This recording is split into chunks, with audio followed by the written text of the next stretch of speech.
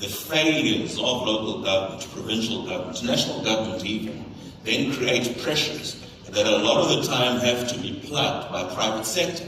And then private sector, because they are doing something, they are then seen as the ones who are the custodians of the rollout of this critical socio-economic rights, critical public infrastructure that really is the province of government. So let's have a critical debate here, ladies and gentlemen.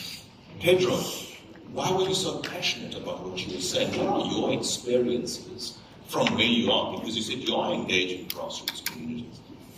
Take us back to grassroots communities. What are the conversations? How are you able to penetrate those grassroots? How are you able to have a coordinated conversation and have people speaking who represent the interest of the community, not sounding like they represent the interest of the community, because they know once they get to the boardroom, once they sit on community trusts, once somebody has to sign on behalf of the community, that person now becomes the individual. How do you ensure community engagement represents community voices, and how those voices are treated at institutional level, government, private sector, and funding and the like? Within the oil and gas sector, it's been an exciting challenge.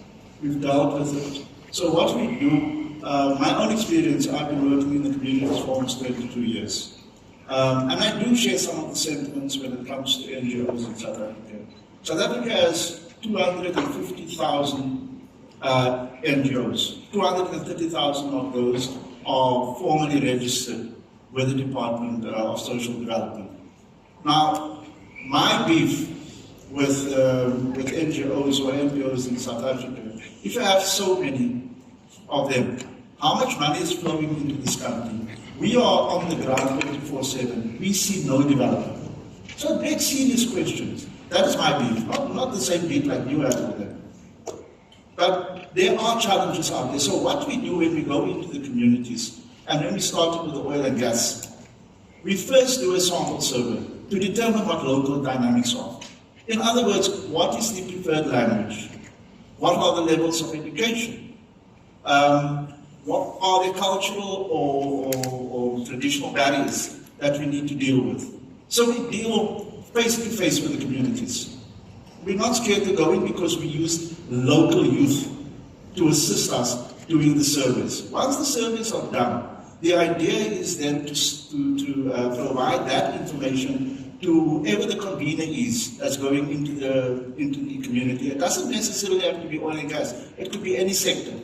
All right? So they go into the community with a clear understanding that this is how you must pitch your presentation, at which level you're supposed to do it. This is the language you must use when you engage.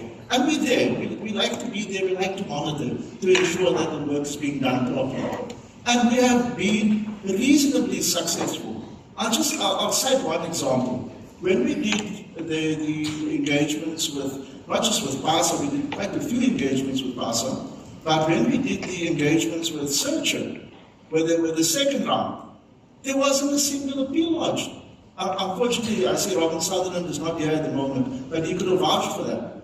But Searcher had put everything in to ensure that the consultation processes were adequately resourced. So we provided the transportation, we provided the food, we provided what was necessary, because one of the things that we deal with in South Africa is what we all now understand to be consultation fatigue. Consultation fatigue is one thing, but what's associated with it? When you work in a community like Port Nolloth, the unemployment rate stands at almost 80%. And the only people that's deriving an income are those who are deriving an income from the sea. If you have to consider loss of income. You have to consider the socioeconomic conditions. You have to ask yourself, why are people coming to meetings? Sometimes we fill holes, and then people think, this is fantastic. That people is coming into that meeting because they haven't had a meal in a day or two. These are the small little issues that we ignore when we try to engage with people. We need to be sure. Let me interrupt you there, because someone is agreeing a lot with what you were saying. Yeah. What are you hearing? Importantly, what are you not hearing? What are your experiences?